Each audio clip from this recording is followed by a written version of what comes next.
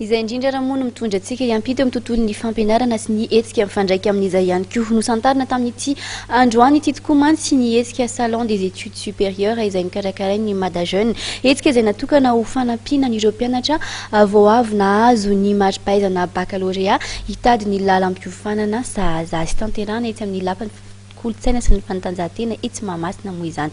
Teny antoerana ireo tsirakotiny iray sy Stéphane Razafimanjimby.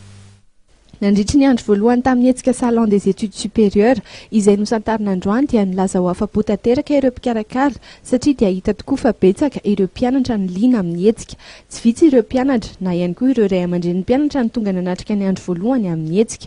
Tsy ireo mpianatra ihany moa fa ireo ray aman-dreny ihany koa dia isan'ny liana amin'ny hetsika entina nampiana ireo zanany isafidy ny lalam-piofanana mendrika sy ahafahany manomana sahady ny enti-manana ho amin'izany. Ny ankapobeny tsara mampatsevana ny ankizy fotsiny zany amin'ny resaka hoe tsara raha mahafantatra ny tokony atao izy miainga avy any vao makaty satria ny aty zany ny safidy be da be loatra le izy dia manjary lasa sahirana raha vao tsy tafiditra ao anatin'le le zavatra tadiaviny no zavatra atria zany dia izay amin'ny ankapobeny.